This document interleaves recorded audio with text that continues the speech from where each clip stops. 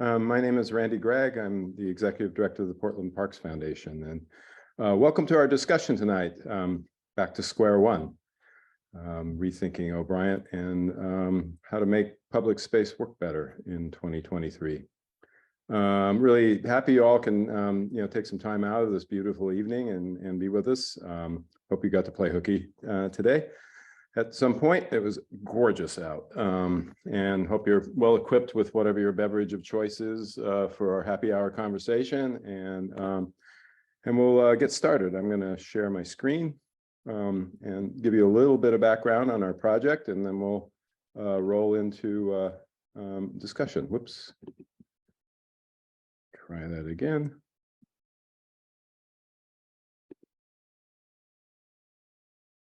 There we go.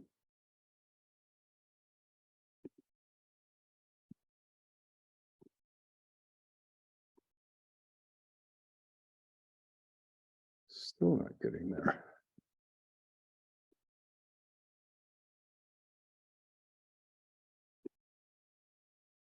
Okay, does everybody see that? I hope. If anybody, okay, good, great. Okay, well, the central question here with O'Brien Square is, what should a new downtown public plaza be in 2023? Who is it for? What is it for? Who should design it? And who can really bring it to life? And our hope is you. This is really an effort in bringing the community together to embrace this important public space. The Portland Parks Foundation is working with the Center for Public Interest Design at PSU, the Loeb Fellowship from Harvard, and Portland Parks and Recreation on this. And we have some great sponsors. The Loeb Fellowship has kicked in to bring 5 Loeb Fellows in from various parts of the country. The North Star Civic Foundation, Metro, ZGF, Travel Portland, Multnomah County, and our good friends, the Schlesinger Family Project Development, Henneberry Architects, and GBD. So thanks to all of them for helping out. And also US Bank is our presenting sponsor of this lecture series. So real quick, just some history if anybody doesn't know it. In 2018, structural issues forced the closure of the garage below O'Brien and therefore the surface above it. And in the coming weeks, the square will begin to be demolished, and the target date for completion of that is going to be sometime in late summer, is the latest schedule I've heard.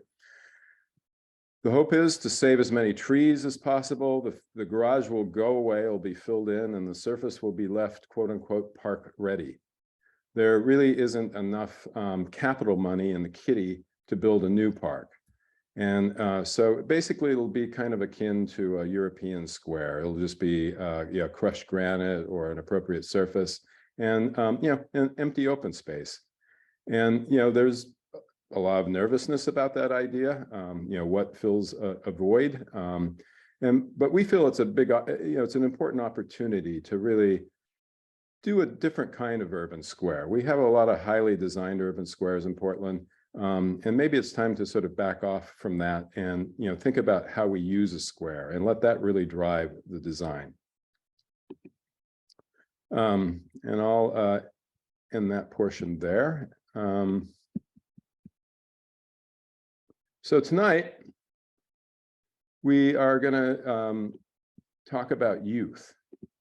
And the square has an incredibly long history of youth participating in it. It's been, downtown Portland has been a magnet for youth for decades. If you've seen the movies, Gus Van Sant's Malinoche, Drugstore Cowboy, you see, a hint of that culture, a big hint of that culture. Renee Denfield's recent novel, Butterfly Girl, explores that. And if you go back even into the late 50s, Don Carpenter's Hard Rain Falling, which is an incredible novel about downtown Portland and about the youth scene, really charts this. It's an old thing in Portland. But Bryant Square, really from the 80s onward, was a magnet and within, for youth. And it also gained some nicknames, Needle Park and Paranoid Park. Sure, there were a lot of illicit activities there, but it was also just a place where, kids hung out. I worked across the street at Pittock Block for a number of years when the food carts were in full bloom, where the Ritz-Carlton is going up. And, there was always, this world above and behind, the food scene of kids just hanging out. And after the lunchtime crowd left, the skateboards came out. And it was a really active space, and it was a really fun space to watch. And with the numerous youth-oriented organizations peppering downtown, young people are going to be a core constituency, in the future of O'Brien Square. So tonight we wanted to compare notes between two cities and some innovators, Minneapolis's juxtaposition arts and Portland's new avenues for youth, and pair. We're going to begin with Roger Cummings. Roger is a colleague from the Loeb Fellowship, which is a mid-career fellowship program at Harvard for those of us who are lucky enough to participate in it, to go back and backfill our education.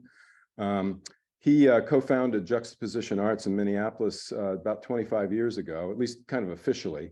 He really got started back in high school in step with the 1980s hip-hop culture in Minneapolis's North Side, spraying graffiti under bridges and designing T-shirts and jackets and greeting cards, which his eventual wife, Deanna, marketed. They co-founded Juxtaposition in 1995 to create a space where, quote, kids were just like who were just like us, kids that are bound in by sitting in a classroom, could have the opportunity to understand what they're good at through the arts, end quote. Thousands of kids have benefited from their programs, and hundreds have been employed as young urban artists and hands-on education initiatives that create pathways to self-sufficiency while actualizing creative power. So with that, I bring you Roger Cummings. Thank you. All right, let me share my screen. Thank you for having me. And okay, boom. All right, I am Roger Cummings from Juxtaposition Arts out of Minneapolis. I'm an artist and designer. Juxtaposition Arts is a teen-staffed art and design center. So it's like a firm with youth that we employ. We employ about 50 youth and another 25 practicing artists, designers, architects in the city's north side. The north side of Minneapolis has the most concentrated youth of anywhere in the state. So people under the age of 18, we have the most in our area. It's a very diverse area, mainly Black, some Southeast Asian, and we are right on a key transit corridor of Emerson and Broadway. So 2 bus lines, a lot of traffic, a lot of fast traffic, but bus lines that go from each side of the city out to the Mall of America and things like that. We first got our property when it was condemned. It was an old dry cleaner across the street, was also condemned, and just like it wasn't like functioning. And we were able to raise enough funds to go ahead and open our art center. When we were, before that, we were just doing it out of our art studios. And so what Juxtaposition is like again, like a firm and like a training hub. And then also we have a component that is like a R&D lab called Tactical Urbanism. So in order to get into Juxta as a young person, anywhere from 6 years old to about 20, 22, 24, you have to go through visual arts literacy training, where you do kind of a 2D design course, art history, still life, things like that. And then you can go to any one of the 4 labs, which our labs are like micro businesses. They sell artwork, and we take commissions. So if you want to be a contemporary artist, this is where you would go. You would do ceramics. You would work with artists that are kind of famous throughout the world. They would come in and say, this is kind of what I was doing from when I was your age, and this is how you monetize your practice. So if you want to be a capital A artist like that, like you would go into contemporary art. We do commissioned mural projects. That's one of our money earners. We also have a screen printing and textile cut and sew lab where we do screen printing, create shirts, create lines, do cut and sew, learn how to make backpacks, and do collaborations, most recently with like Red Wing Shoes. We have a graphic design lab where we, employ young people to create logos and branding, motion graphics, things like that. And lastly, we have the environmental design lab, which is if you want to be like an architect, urban planner, urban designer, as a young person, this is where you will go because you will work with urban planners and urban designers and architects that look like the people in the community. So we do a lot of like architecture theory. We show young people how to build models, how to work with software and do renderings. We enter we go for RFP competitions all around the cities, and young people, put their designs in these competitions, and sometimes we win these competitions, and like a young person who's like 14, 15 has a sculptural element or some piece in the city. These are just some examples of that. We also do lighting sculptures. This is the lighting sculpture that's at the Guthrie.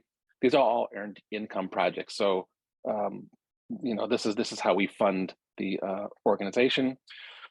One of the things that we do in environmental design is walk up and down the street and analyze the street. What works? What doesn't work?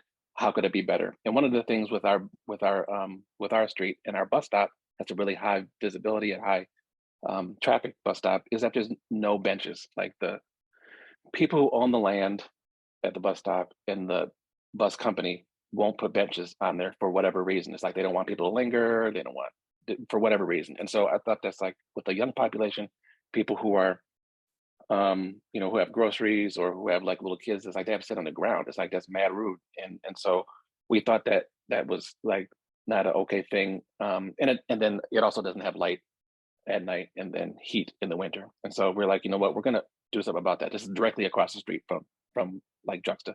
So we're gonna put art on there, and we're gonna take a solar panel and we're gonna put it on there and have light. And we're also gonna make benches. And so we'd had this ongoing war with like the Metro Transit of putting benches. They'd remove them, we'd make them, put them again. They would remove them, and we just had this ongoing beef. But like young people designed benches so well that like the parks would go ahead and be like, can you design these for our parks in the city of Minneapolis? And so we have like an earned income stream with that now. It's kind of similar with like the parklets. You remember the big parklet thing that was happening? You would get into like a parking space. The parklets that we got from the city were kind of very lackluster, and we were like, you know what, young people can design these in a better way. And so we started to work with a really strong furniture designer, Charlie Laser, and we ended up designing the Hextra, which is a modular furniture system that functions as like a parklet. And so we sell these, and we have them out to use and reconfigure throughout the summertime. These are just like some of the things that we do in environmental design. Anything from bike racks to bus shelters, drinking fountains and things like that. We even activate like kind of abandoned lots. Within environmental design, we have this is our R&D lab, tactical urbanism, and we do community engagement. And instead of calling a meeting, I kind of like we're here, and I'm sure if it was in person, there would be hummus and carrots and something. We go to the people. We'll go to the grocery store. We'll go to the bus stop, because people sometimes don't have the luxury of being able to go to the 6 o'clock meeting. And so we take people's time, ask them questions, play games with them, but then we also compensate them for that time and that genius that they're giving us. One of the programs is Broadway Vibrations. We show movies in the park. We play games. We kind of give information like, hey, there's going to be a road closure or a road redesign, and turn it into like a zine. So it's just not like this like report that's kind of boring.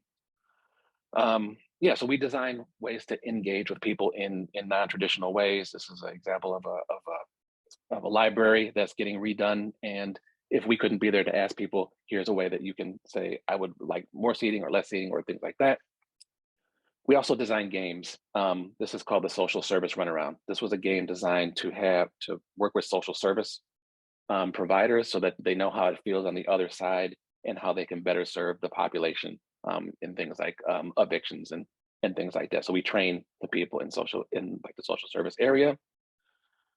We also just create these they're like beauty boxes, but it's like when a new person moves into the neighborhood, instead of bringing a pie over like a traditional pie, we kind of give them a beauty box, but it has like helpful things in there and holistic things in there and self-care things in there. This was our building on the corner of Emerson Broadway. It was very junky, and we had to tear it down. And it's a very busy street. One of the things that we created to be able to slow traffic down, because kids in fast traffic is not a good thing, we created a giant bubble machine. And we would blow bubbles in the intersection. It would slow down the traffic, and that's our way of kind of intervening and stopping that, even though the county won't help us in that way. When we would do engagements and the police would tell us to get out of the way, it was hard to move the tables. So we created kind of mobile engagement units that whenever we'd see people like the police coming, we would move and then do our engagement in another place. Those had like bubbles and speakers and that whole thing. And so we were like kind of like a mobile shredding engagement area. And we do this for money. We do small area plans with young people, and we do it all over the city in different places. So it's not just over north. And what else? Our building was falling apart. We had to tear it down. And instead of having a lump of dirt in the ground until we were able to figure out how to have a new building, we said, hey, how about we just have like a little plaza there, and a plaza that is also skatable. If we would have asked for a skate park, they'd have said no. So we're just going to have a skatable plaza, and it's basically a skate park. And we kept the skate plaza there. I'm going to end with this because I'm almost at my 10 minutes. Once George Floyd happened, and this is like a video, which I could show at a later time, but it's like, once that happened, the police stopped coming to accidents and police stopped coming, period. And so we had to find ways to do community safety. Initially, the artists came out to help, but after a while, people ended up breaking into the building. We had to develop community safety strategies to keep our community safe. And so that meant patrols, that meant being able to do psychological first aid training to help work with kind of people that had trauma. And that's a little bit about Juxtaposition Arts. We will be unveiling our new building this coming up summer. That's it.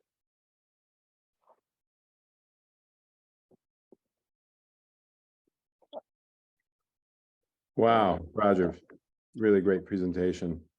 I know it's mad fast, but if you have any questions, please. Yeah, one thing, I'm just going to break in here because I got a couple of emails today about our presentation on Monday, and the use of lingo, planning lingo and stuff. And people didn't know what we were talking about in a couple of cases. We had a very wonky Monday evening. So I was just going to go back to a couple of things that jumped out at me, just so people know what we're talking about. One is tactical urbanism. Can you just give a quick definition of that? Sure. Our definition of that is being able to do short-term interventions or prototypes to give kind of proof of concept. So instead of doing something permanent, we'll just do it as a temporary intervention. Let's say painting the crosswalks so that cars will slow down, and it's it beautifies the neighborhood. It's not permanent, but it just shows that this could actually be a thing, and then people can like make that happen if they so choose. So that's short-term interventions. Yeah. And the other one was charrette, which is kind of what we're doing in March with our effort on this. It's just basically bringing people together for a big brainstorm, a sort of fast track brainstorm. So I'll just pull those terms out. And if anything else went by too fast, or you have questions about terminology, please just put them in the Q&A. And one thing I forgot to mention, if you could, those of you who are with us, just pop a little bit about yourself into the chat. When we do switch to Q&A after our other speakers, tonight, please put your questions in the Q&A so I don't have to watch two different streams of communication. So thanks for that. And let me move on to introducing Sean.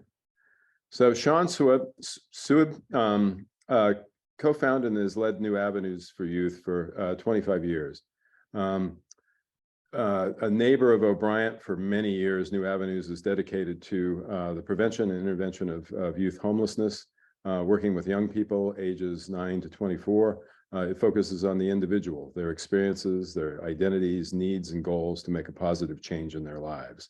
And so with that, I will turn it over to Sean. Well, thank you, Randy. First, I want to say, Roger, wow. That just unbelievable, really amazing. Your organization sounds and looks just wonderful for young people in the community. Well, again, I'll just introduce myself. My name is Sean Suib. I'm the executive director at New Avenues for Youth. You heard a little bit about New Avenues. I'll share a little bit more. Mainly, Randy asked that I come and share a little bit about what I know of the history of O'Brien and its relationship to the youth community that we serve, which is very long and rich. I'll share a little bit. So I'm a licensed clinical social worker, and I came out to Portland about 32 years ago.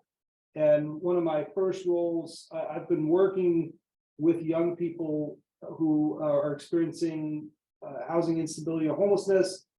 Since I got here, my first job was working at a shelter, which is just a few blocks from O'Brien Square. And as part of a volunteer role early on, I did street-based outreach with a program called Streetwise and focused a lot on the O'Brien Square neighborhood. At the time, there was frequented by a lot of young people, particularly young people from the LGBTQIA2S+ community. The building, and I'll talk a little bit about New Avenues. New Avenues started in 1997. The reason it started was because there was such a high concentration of folks, younger folks, 17 and under, experiencing homelessness in Portland's urban center. And there were services, a number of different providers and services happening in the city at the time, but there really weren't services that were focused on the youngest of the community that were impacted by homelessness. We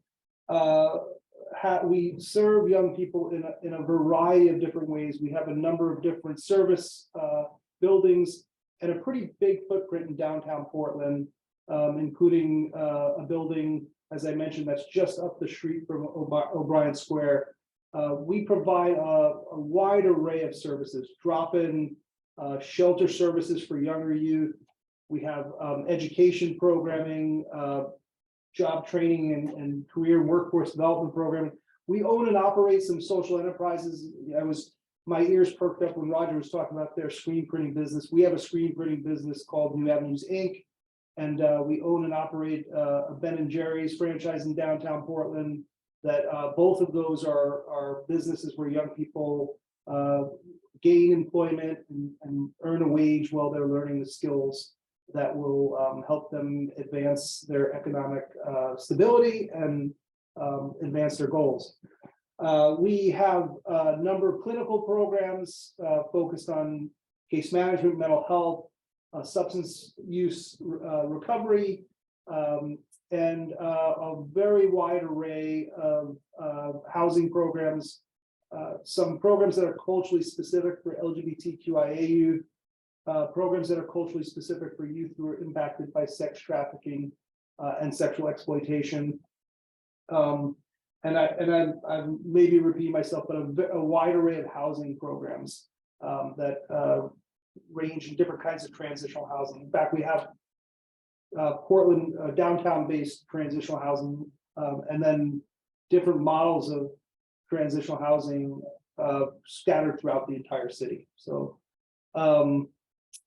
let's see, what do I want to say about O'Brien Square and its relationship to youth? Well, the building we occupy is a stone's throw from O'Brien Square, and well, New Avenues has been in this building since the early 2000s.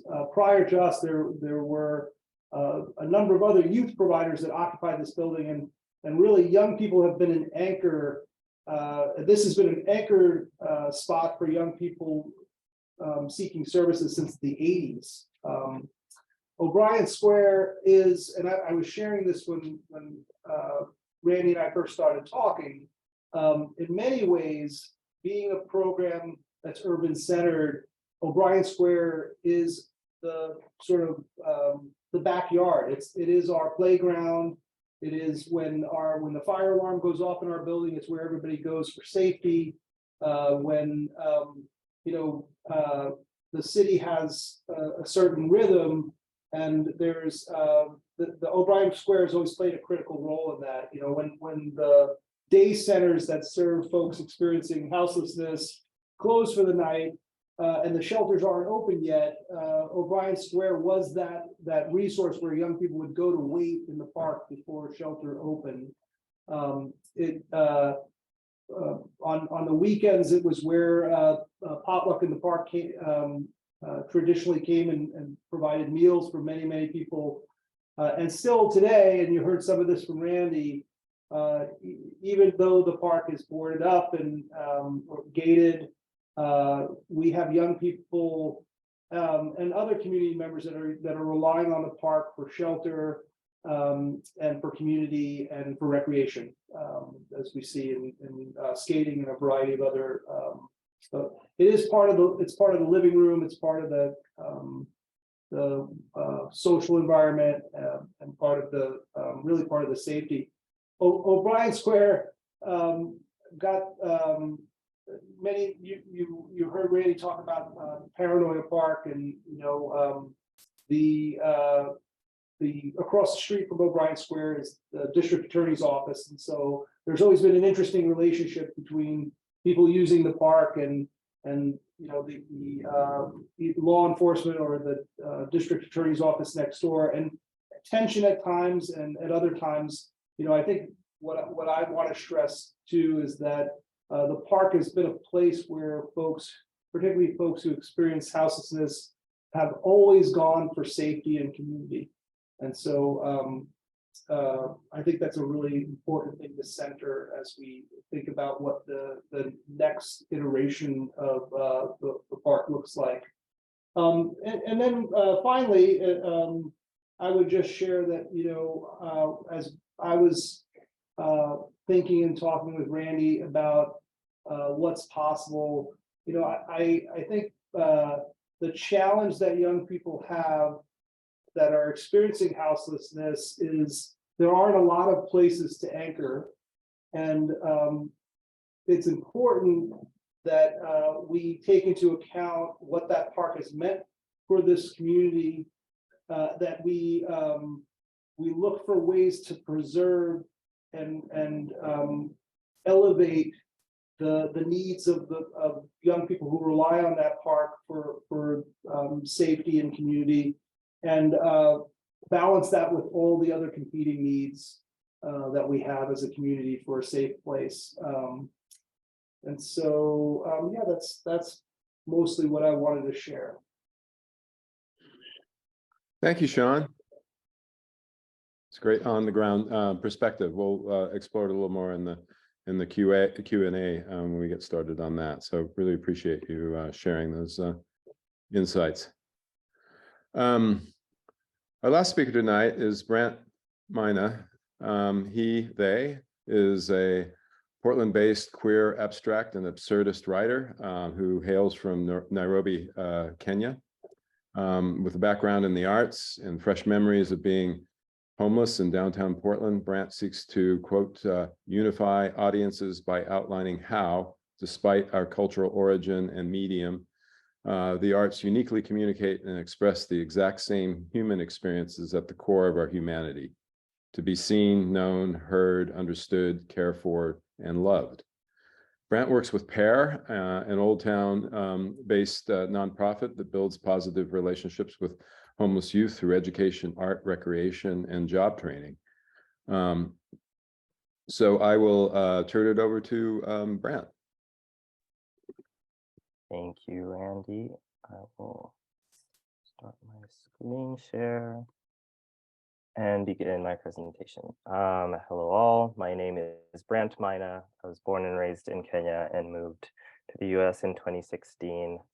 I use he and they pronouns, and in 2021, I realized I couldn't go back to Kenya as a queer person. It was just not a safe place to be, and started my process of seeking asylum status, and realized that Portland had the best resources, both for homeless youth and for legal help for immigrants, and I moved here. And so when I speak, I'm mostly speaking from the experience of going through the homeless youth continuum in Portland. I have been in New Avenues for Youth. I have been at Outside In, and I've been at the different shelters, youth shelters that exist in these spaces.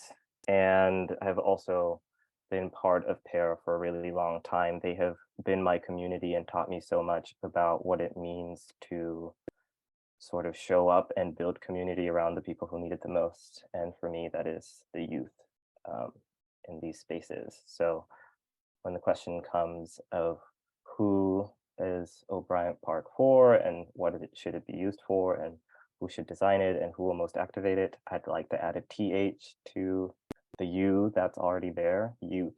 I spent a lot of time in that park, just sitting in it, as Sean just said, that in between shelter and drop-in spaces closing, youth do spend a lot of time in O'Brien Park, as do skaters. And so to me, it just makes a lot of sense to continue to develop that space as a skate plaza.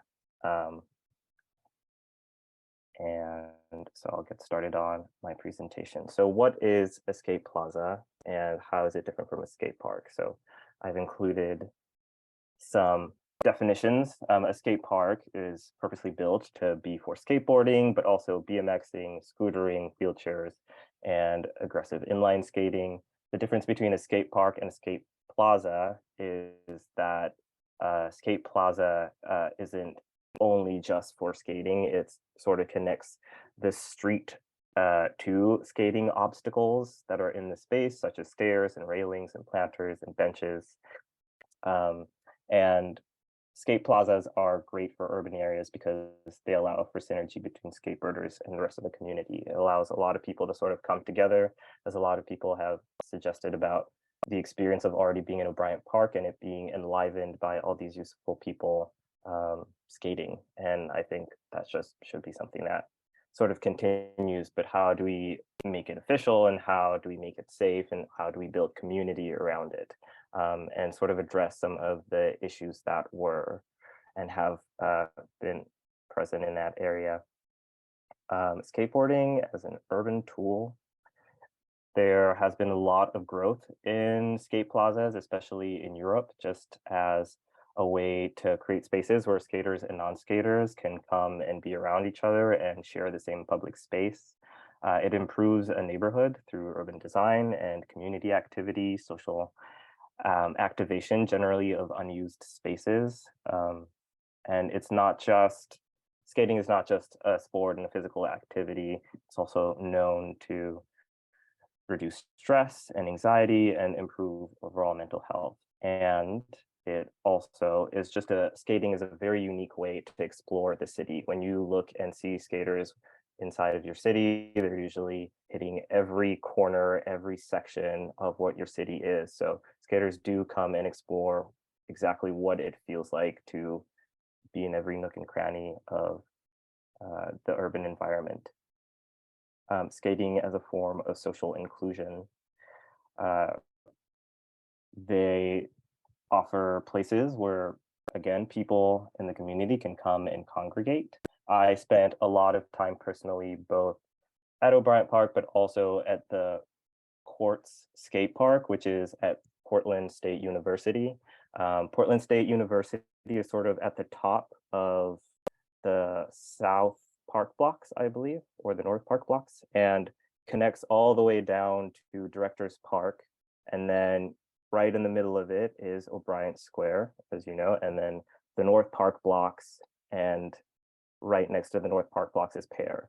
And I would go up and down this pathway all the time, either just walking or on a skateboard. And I also know that a lot of both youth who are skating and active in the city, as well as youth who are experiencing homelessness, use this path as they get to services from each service. The public is generally attracted to watching skaters because of the freedom that they express. In the youth, it is an art form. It's a dance between a skater and their city and their board. And it also addresses some necessary societal needs of how do we live together in share a city and cohabit common spaces. Skating as a way to improve public spaces. As I've said before, it's a great way to populate and activate space that otherwise doesn't get used. So for the most part, skate parks tend to be built on the outskirts of an urban landscape, usually like under bridges or just like right at the edge of the city. And this tends to create division between skaters and their cities, and can create a space that a lot of negative things can happen, like drug use and exploitation, because no one is really on the outskirts of the city. So creating skate plazas enables this integration between skaters and the community around them, who can watch over them and make sure that everyone is sort of doing okay. Hey, Brant, yes? I think that your slides are not advancing. Oh, no. Yeah. There you go. Oh, I just have to split back and forth. Sorry about that. Thank you for letting me know. Oh yeah, sure. Sorry I didn't do it sooner. Yeah. Skating is also just a joyful way of urban commuting. It also reduces car and pollution from the roadways, and it's a great yeah, it's just a fun added bonus as a way of traveling. And I know that there's Harvey Park right next to O'Brien Park, which is a bike path. So connecting sort of these spaces where people are already walking, people are already biking, and adding sort of a skate area and a skate path for them just kind of makes a lot of sense to me. And then youth-centered spaces. So skate parks tend to generally be a youth-centered space. And as we have already talked about, New Avenues for Youth is right next to this space and has been for a really long time. So those youth are always there. Skaters from around the city will also come to this space and skate there. Additionally, something that I've been very considerate about is that the new behavioral health center has just been built right next to New Avenues. And both of these organizations now have O'Brien Park as their backyard. And I think it's really important to create a positive, active space for the young people who are already there. Skating creates that. It has a unique power over young people. One, because it's a sport and an activity that you can just do by yourself. So it really attracts people who don't want to be part of a sport or part of an organized activity. And that is pretty common, especially with unhoused youth, is like, I want my own space. I just want to do my own thing, but how do I do that and still have fun? Oddly, at the same time, it still builds community because you're all sort of doing your own thing, but together. And that at the end of the day is really what we want for a lot of these youth, is to have an active thing that they're doing that helps their mental health, reduces their stress and anxiety and their depression, and helps build community around them. And I wanted to add that one of the partners that I've been working with is a new organization called Push Movement. Push Movement is an extension of the Alano Club of Portland, and their mission is that they are a community-based, peer-run collective promoting traditional and non-traditional pathways to recovery via skateboarding and peer services. And they have already been very active over at Pear. They come about on Tuesdays, and they gather anyone who is interested in coming to skate and teaches them tricks, gives them free skateboards so that they can participate, and in the same time talking about how to be healthy, how to have community, how to be loved, how to take care of yourself, and how to interact with your city in a new and unique way. Skate parks can also, and skating can also be a natural public attraction. So even if you're not skating, again, it is super entertaining to watch. I cannot tell you how many hours I just spent over at the courts over at Portland State University just watching skaters. I myself skate, but I don't do cool tricks like they all do. So it's just really thoroughly entertaining. And if there's a way to integrate a space where there are skaters and people who are just observing, that's sort of really important. And this space at O'Brien Park has some spaces that could be really well utilized for art. The New Avenues for Youth building already has a really great mural on it, and the behavioral health clinics, the back of their building is just blank, and honestly it's either waiting to be tagged by someone or waiting to have a really beautiful mural installed into it. And Portland is known to have incredible muralists and street artists, so it'd be really cool to invite yet another artist to add a piece to that space. I know I've talked to a lot of people who are interested in continuing to promote street art in legal ways, so creating more spaces where young people can put up their art and explore that sort of creativity, and that would draw in a lot of other people who just want to see art and people sort of skate. And in conclusion,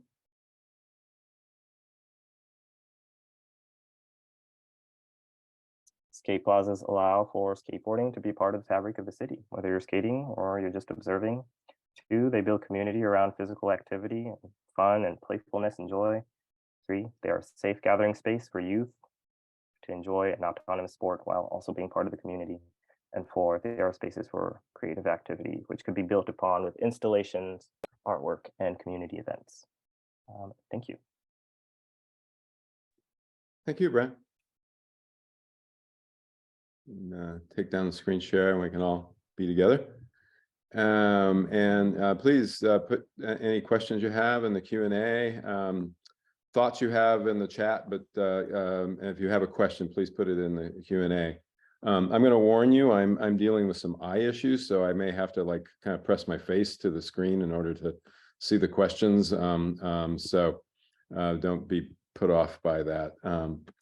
So great presentations, all three of you. Thank you. Where to start? I'm curious, Roger. One of the things we have this, amazing sort of juxtaposition of, kind of social ends of the spectrum, let's say.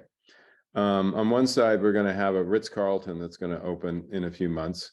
And about $1 billion in new development that's happening in the neighborhood, a whole cluster of hotels, and what, at least before the pandemic, was an extremely successful shopping district called the West End. And on the other side of O'Brien, we have a cluster of really amazing social services. And have you worked in any kind of context that in Minneapolis or elsewhere that has brought together those those kind of ends of the social spectrum? Kind of. It's so downtown Minneapolis hired us to do engagement because people who worked downtown were either afraid of, there was there's drug dealing, there's all this bad stuff that's happening. And when we went actually down there and did engagement, it was people watching, it was people waiting for the bus, and it was just a diverse population, and the people who worked in the buildings didn't have any diversity training, and so they were scared, but not there was no safety issues. And then they're also being left out of a lot of things. They couldn't afford a lot of food, the people who were down there, and then they couldn't. And then there was no place to go to, like nobody let you use the bathroom. So when people pee on the street, then they get mad. But you have to provide places for people to go to the bathroom. So that's what we were dealing with, and we came up with a bunch of young people and a bunch of people that were downtown. Came up with some things that you could plausibly do, interventions to be able to do that, and the city didn't listen, and now we have downtown that's very weird and dysfunctional. So so yes, I have worked with people, and sometimes if you own property, you think you own the world, and you have the police on your hand, and so that it's a weird dynamic. Are there successful things in there? There were some successful things, but it's very few and far between. Yeah, tough space of negotiation. Sean, how is the sort of youth and in general street life changed in your history in the neighborhood? That's really an interesting question. I'd say probably the most drastic change is the average age of a young person living outside in the urban center has gone up significantly. Let's say 20, 25 years ago, the average age of a young person that is houseless downtown was closer to 16 and a half years old, and now it's closer to 22 to 23 years old. And that doesn't, by the way, mean that young people 16 years old are not struggling with houselessness and housing instability. It just looks different, and because of a lot of dynamics and poverty being pushed further out of the urban center, how those young people are getting their needs met are really different than how it looked back then. So that for sure is a significant impact. And we have, and I'll just speaking in terms of folks who are houseless. There is a lot. I'd say years ago there were really sharp separations between the youth and the adult populations that were experiencing houselessness downtown, and in many ways we see a lot more integrated community happening. So I think those are significant pieces. Unfortunately, there are significant impacts that relate to some of the changes in the types of drugs that are impacting people across the population, everywhere, housed people, unhoused people. And I'd say that the impacts of the fentanyl and the type and way that methamphetamine is put together now have significant impacts. And lastly, and I know none of this is super positive, but there are lots of systems that are not serving people really well in our community, and often places like the urban center where some of the manifestations and failures of some of these systems show up. And I know that's not super positive. On the positive side, I would say that there is still a strong sense of community, a strong sense of family among young people that are connected in the downtown core, and that stands out. How do you think that shift in sort of age and kind of family social structure might change the populations using O'Brien when the fences come down? Any predictions there? Well, I mean, it's not a shift that's happened overnight. So I think it's when we years ago, on any given night, you could find maybe 100 young people in community in Pioneer Square. that, and when I say young people, I'm saying, folks who are 18 and under, in addition to young adults, transition age, young people.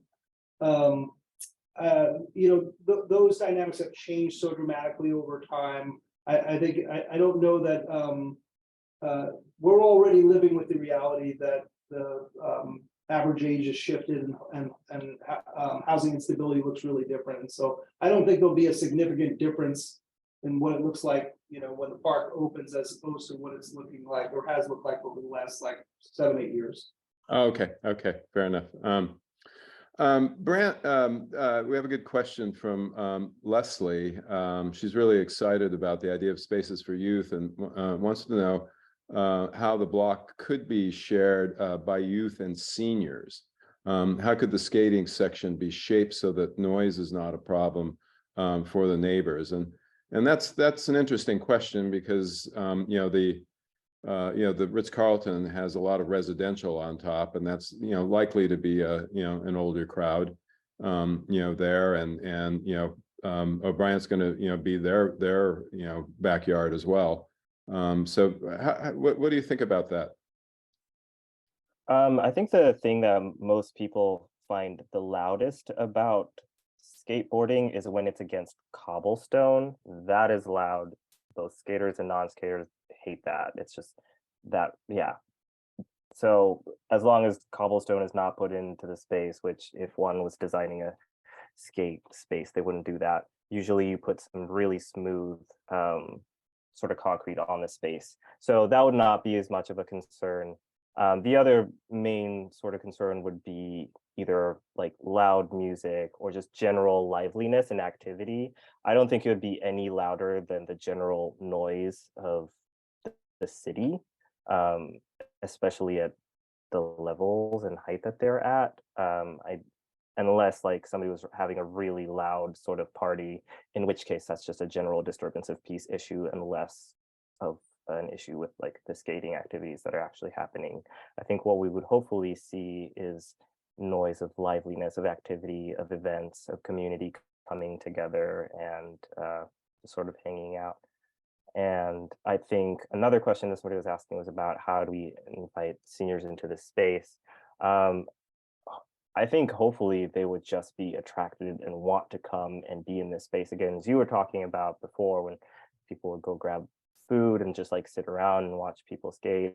I hope that will be the same invitation. I loved the images that Roger shared of people sort of sitting with kids and playing games, playing cards, playing dominoes. It'd be cool to install maybe spaces for people to sit and play chess. I personally always love to create opportunities for young and old people to come and sit together and share knowledge and life. So however we can make that happen against the background of what is already happening and hopefully will continue to happen, youth skating, we invite. From Ross Swanson, who is working on a project from Portland Parks and Recreation, he addressed it to Sean, but I think any of you could also answer this. You mentioned the sense of safety that the plaza provides. Can you elaborate on that? Is it the physical location, the juxtaposition of neighbors, or simply a kind of known place and a familiar place? Yes, so I would just say a little bit of all of the above. I mean, at times the park has had a covered canopy, and people were able to get out of the weather, which is a huge issue. The park has had. We talked about the park being a waiting station for shelter to open at night, and had lighting, and also had police presence across the street. Used to be much more frequent, the police presence, when that office was used a lot. So there was a sense of safety. I mean, it also just even in today, it is a gathering place for community. So being on the street, going from places without community, poses some risks at certain times, and being able to meet up with people who care about you and know you, is part of that sense of safety that folks get. Grant did a great job talking about the mental health components, and I do think, we really underestimate. We all need places where we are connecting to outside, where we can go recharge, trees, green, sit, peace, those kinds of things. And again, I don't want to speak, I certainly can't speak for all the folks who are experiencing houselessness, but I know there's not enough places for people who don't have an everyday place to go, where they can get some of those things that we all need in order to feel recharged and balanced and resilient. So I think the parks do that for all of us, and they're especially important for people who don't have the same access to care, self-care, and help. Roger, Brent, anything you want to Brent, anything you want to add to that? Yes, I think something that somebody was mentioning was the new behavioral health center, and recently some of the things that were occurring where they housed a bunch of people and then they had to let them all out, and all of them sort of moved into the park. And Sean was also mentioning that that is where, at the end of a fire safety, that park is where people sort of need to go to for that. To me, realizing that this park is essentially the backyard of both of these spaces is really important. And the people who need to feel safest first and foremost are both of those people, the clients going into those organizations, the youth and the behavioral health clients, making sure that they feel safe first, and that, that this is a place that is welcoming to them and not just a place that excludes them, feels like really important to me, because then they'll want to protect it. Then they'll want to care for this space that they love, that feels like is part of their home, rather than sort of react negatively to whatever is installed into the space. I think that'll really do a great job for the safety of the continued safety of that space. I'm curious, Roger. I'm sure, well, maybe not, since it's so much colder, the weather's more extreme there. We have a lot of people camping in downtown and moving about, and they've been camping in O'Brien Square, even with the fences, breaching the fences and whatnot. And I think there's an enormous amount of fear that when the fences come down and it's a flat space, that's that it's going to be an instant campsite. And so I'm wondering, how is Minneapolis handling that, if it's a problem, or viewed as a problem, and is there a way for some of the activities and things that you've brought to make spaces that are for gathering, but not necessarily for sleeping? So, like that'll happen in our skate plaza, but just for a certain period of time. Like, different people use the skate plaza at different periods of time. So they, like in the mornings, the people like, if you feel safe at our skate plaza, I think that's a success. And you can go to sleep at 3 and get up at 6 and go on about your day. And then young people use it from a certain time, and other people use it at a certain time, and it kind of functions fairly well. Other parts of the city, I think when the tents started to pop up in parks, people thought it was cute and it would be great and we could help, but it didn't have the infrastructure to be able to really function like that. And so I think we're trying a lot of things right now, with trying to build some infrastructure, meaning mental health resources, other like health resources that are at those zones or spots, to be able to help people get the help that is needed, whether it's mental, physical, housing, different things like that. And so I think we're doing an okay job, but it's still like we've never had that in my mind. It would just stay under bridges until like 2019, 2020. Then we started to see it. So we're working on it now and experimenting and doing trial and error. Sean, you've seen, the impacts of houselessness, on the square, and particularly in recent times. Do you think that when the fences come down, that and there, what do you? I guess where is that line between, activity that serves everybody versus activity that only serves a few? Is kind of really the question. But, well, I would say that I think that other folks have touched on this, which is like, is the space activated and cared for? At times where that space has been activated and cared for, I've seen people with many different experiences, many different income levels, sharing that park. When the food carts were flourishing and the park was cared for, people use that park for respite, people use that park to eat lunch, so I really do think it's about sustained investment. And the idea, I really love the idea, and some of the things that Roger was showing around, bringing interactive engagement pieces into the park and offering people things to do, whether that's through a skate plaza plus a park that has the flexibility to provide different things at different times, but it has to be cared for. It has to be a sustained effort.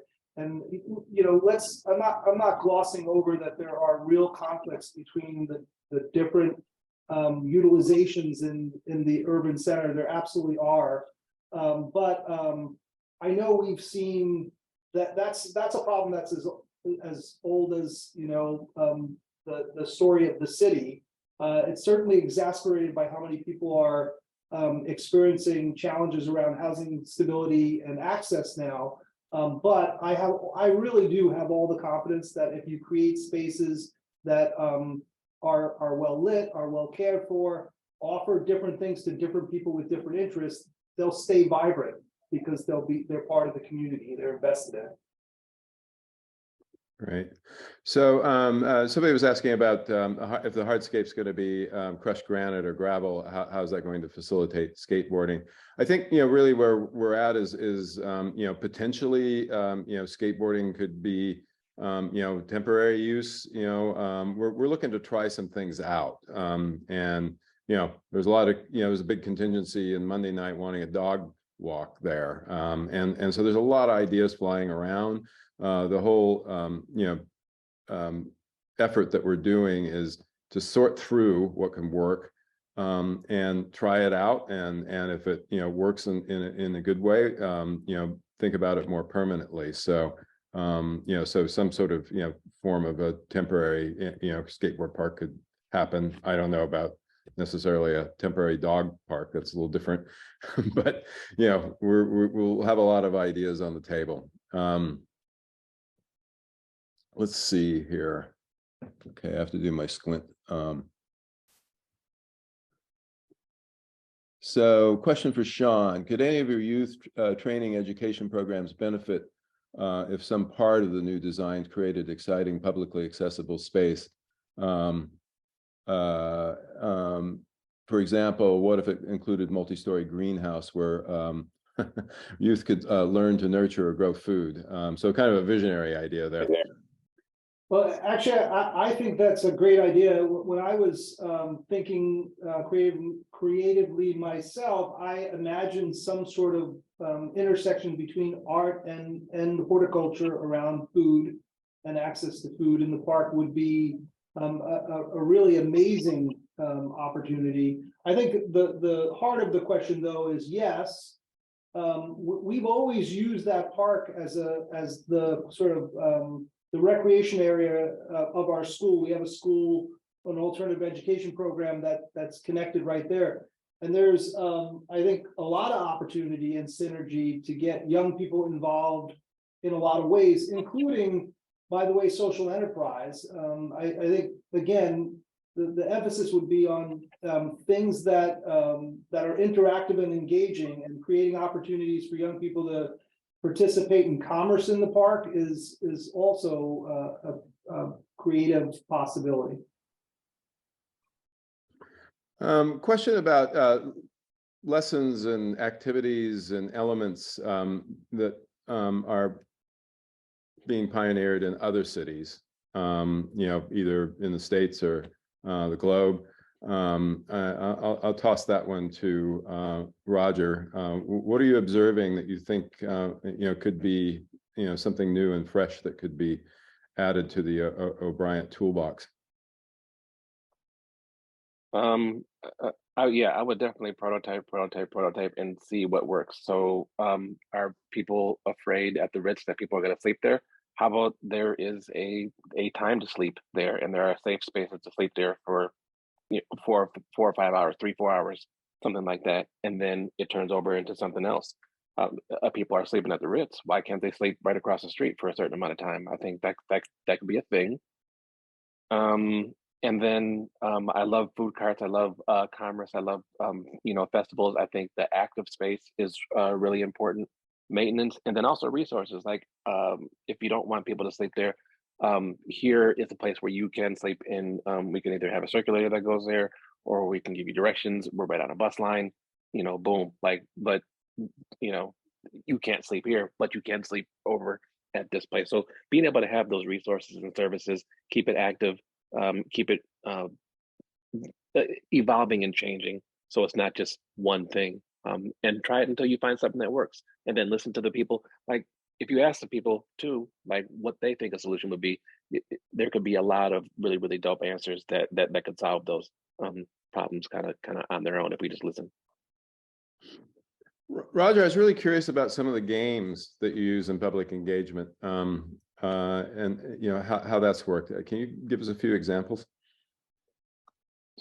So I'm in my mid-50s and I haven't gotten a bid whisk yet, but that might be coming to our park. But right now we play dominoes, we play we have spades tournaments, dominoes tournaments.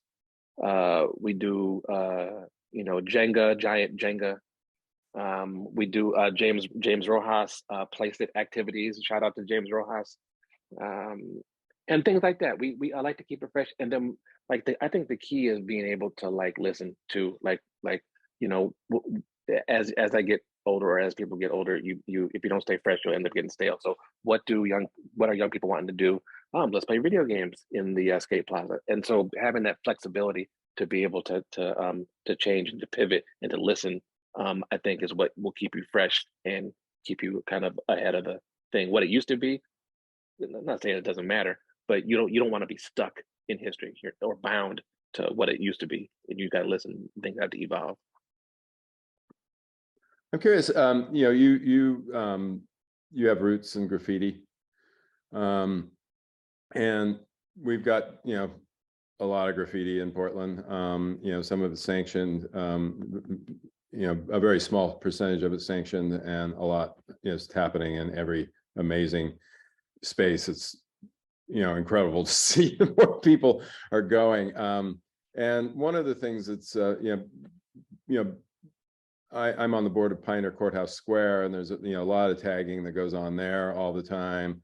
Do you feel like there's a recipe? And Brant, I want you to jump in here too. Do you think there's a recipe for not so much graffiti prevention, but maybe engendering respect amongst graffiti writers to maybe leave some things untouched? Ooh, so I can still piece. Don't get it twisted. I can still make it happen. Y'all have a lot of, I would say, a strong anarchist population in Portland.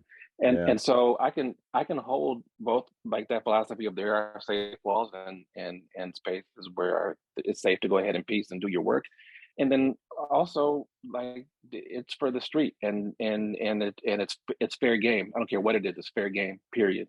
And that's the function of writing. There's nothing that is kind of on some level off off the thing. So we're gonna have to embrace that, because yeah, you're gonna fight. Do people tag on our murals, on our beautiful buildings? Absolutely. And we just erase it, and we'll shake our fist like, don't do it again. But it's that ebb and flow, and it can't be. I'm not gonna call the police on anybody, but yeah, that is living in the city. That is living in the urban condition. There's some things you love, and there's some things you don't want to have, and you got to embrace that. Brant, you want to jump in? Yeah, I think just to add to that is that when somebody puts something official, it doesn't necessarily stop anyone who wants to tag something, but it does give them pause. I think when I walk around the city and I see what spaces have been tagged and what haven't, I'm always shocked and surprised that pieces of artwork aren't tagged. To me, if you're thinking that graffiti is vandalism and tagging is vandalism, the first thing I would attack is a piece of already established artwork. But people generally have really great respect for very well done art, which is why, again, I was saying it would be really great to invite a bunch of artists to put some artwork on the back of the behavioral health clinic, to add a space in that, whatever happens in it, to have artists put and design and draw.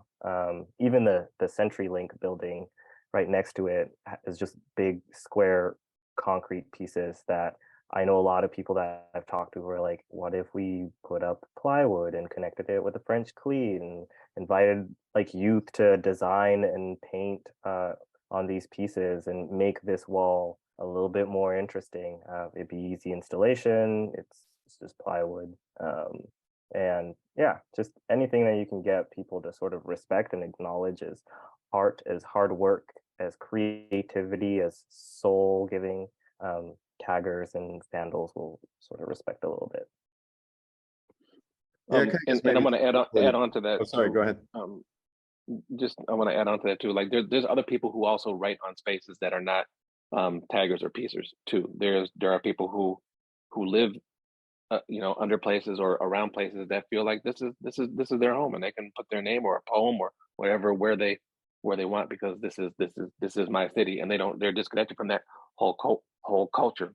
And so running a free wall or a safe space wall for many years, I love the pieces that go up. And a part of the culture is if you there's going to be some static and some beef that you'll have to deal with. So there'll be some fighting on occasion, just like anything else, just like any bar. We're not going to get away from bars because there's some fights at bars, and there will be fights at graph walls. That's just a part of that as well. And so as long as that we're able to embrace that, because that is a part of the culture of writing.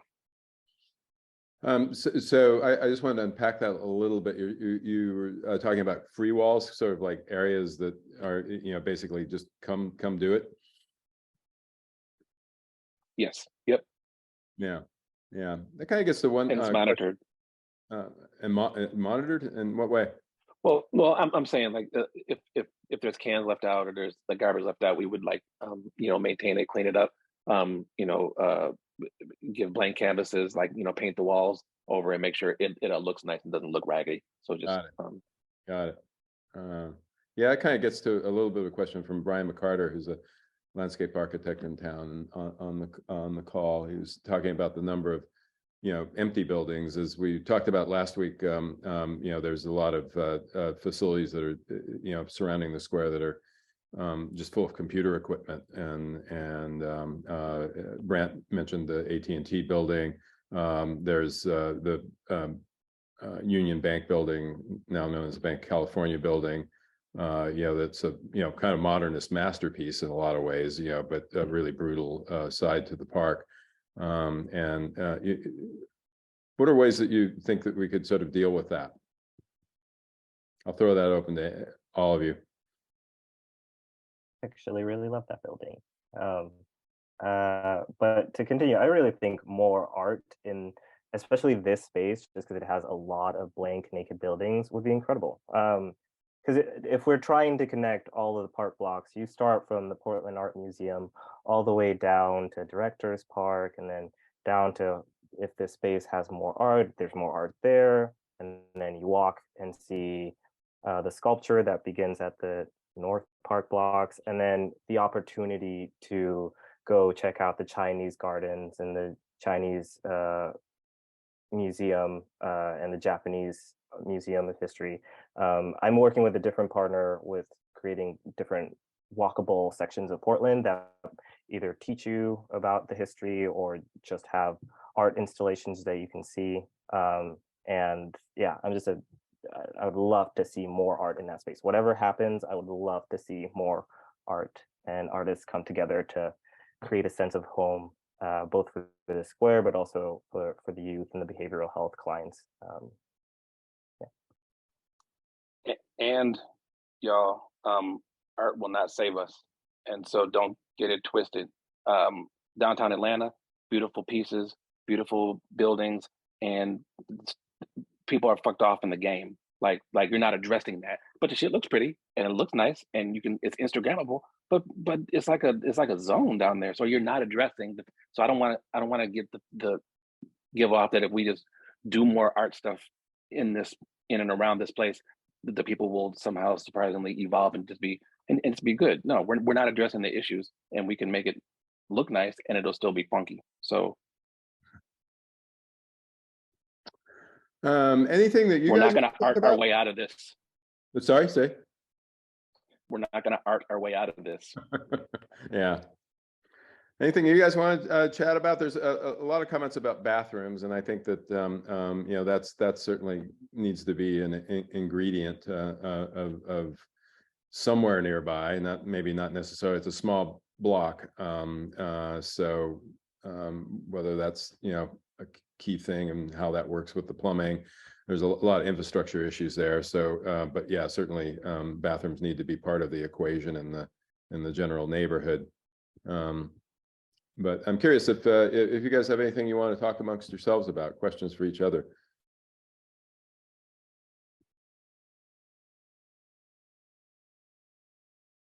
I think public restrooms are important. Public restrooms are important. But other issues I meant. Yeah. This isn't much of a question, but I was really interested and fascinated with the beauty box idea that you are all doing. I think it'd be really lovely to have that. One of the projects I'm working with is with the new Central City Concern building that is a transitional house space. And I love that idea. I'd love to introduce it to Pear. How can we as youth create beautiful things that welcome these people who are right across from us? It's an extension of the lived experience that we're all going through. What inspired that? Why did you decide to include the things that you included into that? So what inspired it was, how do you welcome people that are new, that move into the area? And usually you would bring a pie. And so if people have like different allergies, we don't want to bring kind of the proverbial pie, but what can we do to be useful and to welcome people?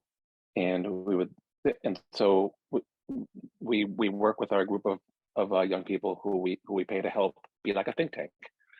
And they go out and they play games and they ask people what is needed, what would be helpful, and so maps to schools, the bus lines, solar chargers. We put different kind of self-help things in there. So we'll ask different corporations too. What can you give us? So sometimes we'll have like lip balm or pieces of sage, a candle, flashlight, like different. It just rotates, so it's fresh and it's different, and then it's responsive to the thing. And then we make sure that the packaging is really cute and nice, so it looks like something special, and you're getting something that you can use, and it's pretty too.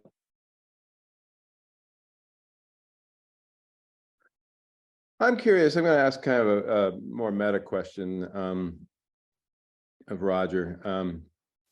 Minneapolis was, of course, the epicenter for George Floyd, and Portland, was its own kind of epicenter in response. 100 days of protests. Trump administration sent in, I think it was something around 700 federal agents of one sort or another, in the clashes between that and the anarchist element that you mentioned that has long been rooted in Portland.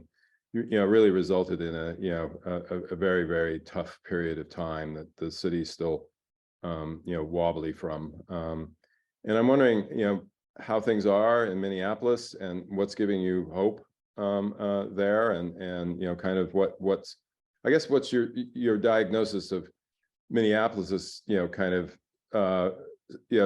specific brand of troubles that every city is facing right now, and what's giving you hope now? So I won't be this topic, but I would say our diversity here. So our East African population, our Southeast Asian population, our Hmongs, our indigenous population, our anarchist population, and our Black population all came together, and without any one of those groups, we wouldn't have had a win like that. And I think we got a win. We wouldn't have got our building built. We wouldn't have got a lot of things had that not come together. And so say what you want. I think that those were wins. I was rooting for the autonomous space in Portland. I really was. I wanted to see it function. I wanted to see it people self-govern. I wanted to see how that worked as a social experiment, and what that could look like. Are there some things that are wrong? Sure, there's things that are wrong just with normal functioning society. What are some things that came out of that were good? I think alliances. I think self-determination and autonomy in blocks and regions came out of it. I think opening up the eyes of people to be more inclusive and to acknowledge that there's some really deep-rooted things that are really violent, as polite as Minnesota is. What came out of it? I think a lot of corridor things came out of there, like reimagining corridors, making space where there wasn't a lot of space for certain groups. I think that came out of it.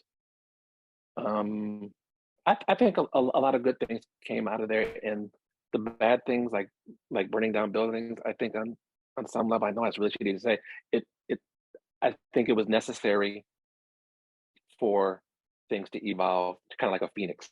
She has to get burned to the ground sometimes for things to arise.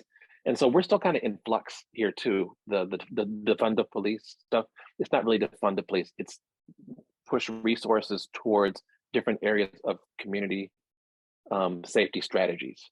And that was really important. Like, police stopped coming to Broadway and Emerson and over north when there was crimes happening, assaults happening, and we had to figure out ways to solve those problems: mental health issues, domestic violence, car crashes, and things like that. And so like those things are starting that weren't as strong there before. And so I think those are some things that came out of it. If that's not too shitty to say. Sean, Brant, what's giving you hope about downtown Portland and O'Brien Square?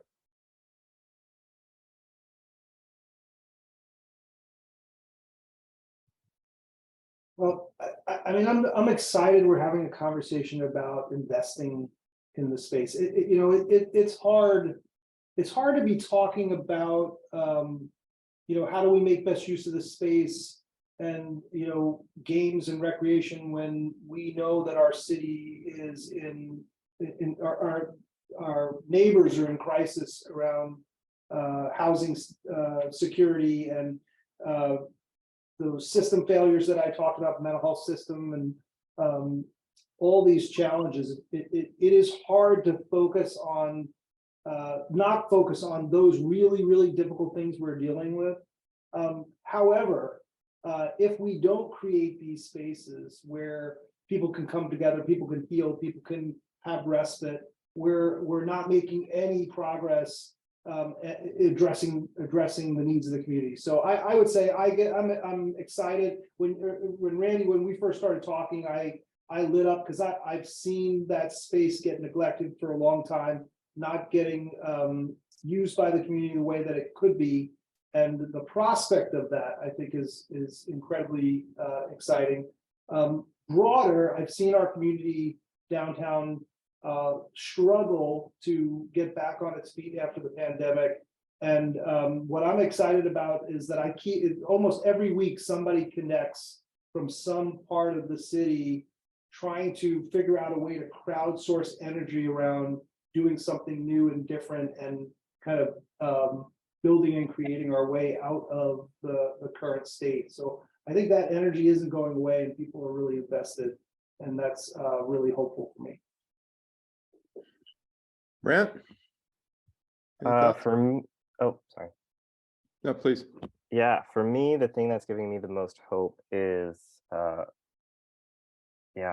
it's the community over at Pear. I think the way that individual people come up and show up just to look you in the face. I think people really neglect how important it is to just look someone in the face and say, I'm bringing all that I can. And right now it's just to look at you and say, I see you, I feel you, and I'm going to do whatever I can. And whatever I can right now is to help out and make some food and feed you, or it's just to sit here and listen to you. That is giving me a whole lot of hope. I think a lot of people get overwhelmed. Just individuals get overwhelmed with there's so many issues. Where do I start? Who's the official? What am I voting for? But to just get out there, get out of your house, know to yourself, I have 4 hours today. How do I go sit with somebody who just needs some love and some care and some attention and some community? That has been giving me hope. Awesome note to close on. Thank you so much. I want to thank you guys. This has been a really great conversation, and really appreciate Roger beaming in from Minneapolis and Sean taking some time out of his busy day, and Brant being with us. We'll take it up again on Monday evening. This is a whole series of conversations, and we'll be talking to people who be polar opposite in their views, on O'Brien later in this series. But next week we're going to be taking a really close look at the Behavioral Health Resource Center that recently opened. We'll have 2 folks who are affiliated with that. That facility is serving those challenged by mental illness and addiction, and it is important. It's still it's pretty newly opened, and there's been a lot of heartburn over a lot of activities. I think everybody's kind of trying to figure it out, but you'll get to hear from the people actually working with the resource center. And then we'll also have Susan Chin, another Loeb Fellow from New York, who is recently left the Design Trust for Public Places and has a lot of experience with trauma-informed design. And so it should be a really interesting evening thinking about how space can be designed for people with challenges. And then we'll move on to other topics: mobile architecture, green loop, real estate. That's important. We got to keep in mind that this is our tax base downtown. So so it should be a really fun series. I hope you can join us for that. And with that, I'll say thank you again. Thank you to US Bank for sponsoring this series of conversations, and to all of our other sponsors for helping out with this effort around O'Brien. And so good night, everybody.